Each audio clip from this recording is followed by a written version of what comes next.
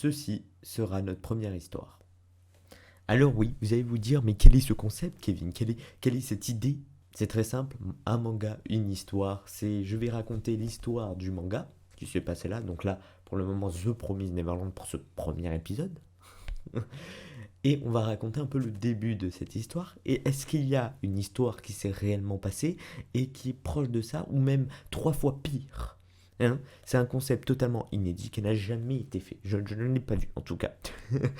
Vous me direz ce que vous en pensez dans les commentaires, ça serait vachement bien. The Promised Neverland est un manga de type shonen. Le scénario est écrit donc par Kaiuchi Rai et le dessinateur de ce manga est Pozuka Demitsu. On va parler du début, on va s'intéresser à l'histoire du début de The Promised Neverland, plus précisément sur l'orphelinat, la première étape de The Promised Neverland. C'est une saga de 21 tomes environ qui se passe pour l'instant, le début de cette saga se passe dans un orphelinat.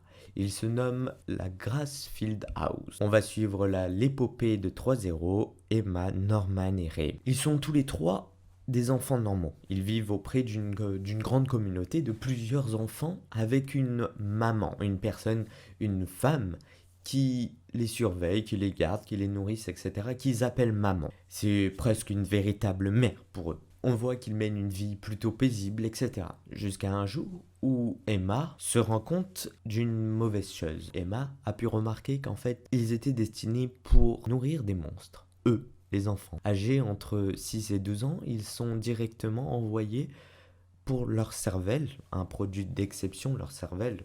Exemple, nous qui mangeons le foie gras de canard, alors je ne sais pas si j'ai pris le meilleur exemple, mais...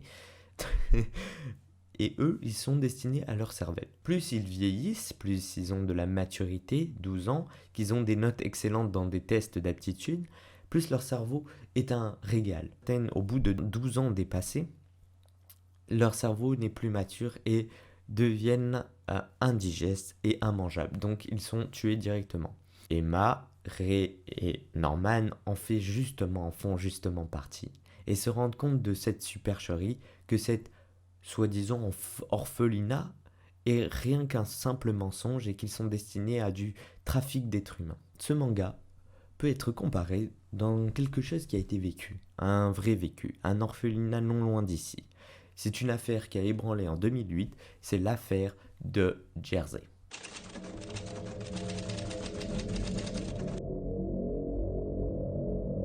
Jersey, plus précisément, c'est une île franco-anglaise, c'est-à-dire qui est située entre la France et l'Angleterre, et c'est une ville indépendante, un peu comme Monaco, un peu, voilà, une ville, une île totalement indépendante. C'est un paradis fiscal, le paradis fiscal européen plus précisément.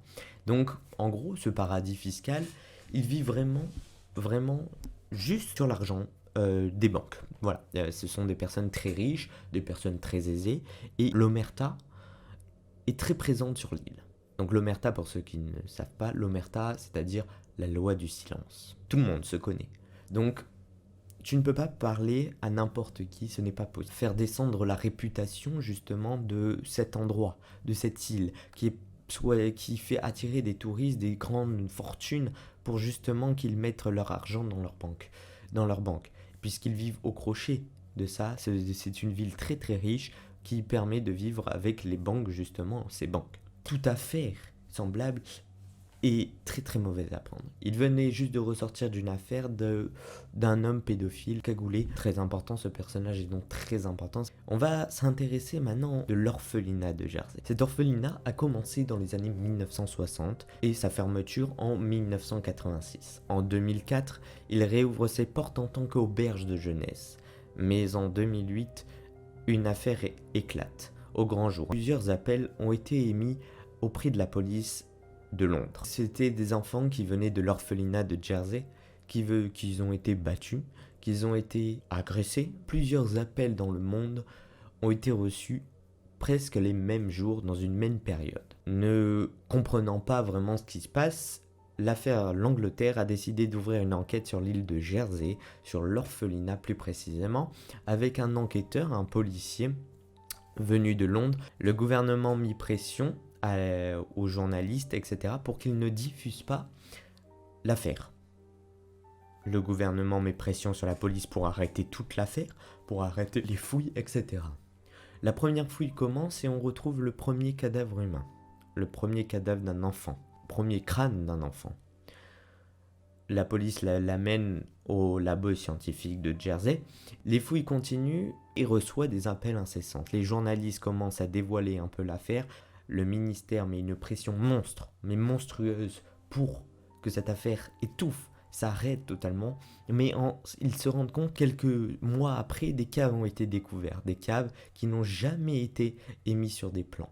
Ce sont des caves secrètes. On y retrouve une baignoire, des chaînes autour de chaque cave, des chaînes, et plusieurs caves ont été retrouvées petit à petit. Les fouilles continuèrent et on retrouva des ossements d'humains, d'êtres humains. Au début, on pensait qu'il y avait 3 enfants qui ont été décédés suite au coup ou même au tués. Mais petit à petit, en fait, ce n'était pas 3 enfants, mais 6 enfants. L'enquête continuèrent jusqu'à un moment où on recevait encore des appels avant même que les journalistes dévoilèrent qu'il y avait des caves où plus de 160 appels ont été recensés. Certains disaient ce que disaient les journalistes, donc n'étaient pas prises vraiment au sérieux. Et d'autres disaient des choses qu'on n'avait pas citées, que les journalistes n'avaient pas citées, comme être fait violer dans la baignoire, comme être attaché aux chaînes dans les caves. Des caves secrètes qu'au début ils ne pensaient pas qu'ils existaient réellement, puis se sont confirmées. Des plaintes qui ont été confirmées avec les fouilles. Le gouvernement, lui, tant qu'à lui, de Jersey, étouffa l'affaire. Certains ministres démissionnaient carrément de leur fonction, puisqu'ils ne voulaient pas en pâtir avec l'affaire. 40 personnes ont été poursuivies en justice pour coups, maltraitance, abus sexuels et meurtres. Un appel téléphonique qui a été extrêmement important pour connaître tous les faits. Il disait que tout était prétexte pour une punition.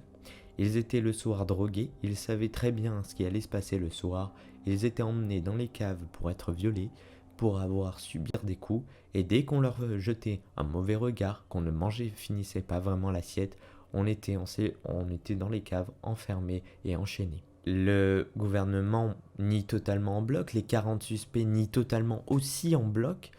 Bref, personne n'assume et personne ne raconte.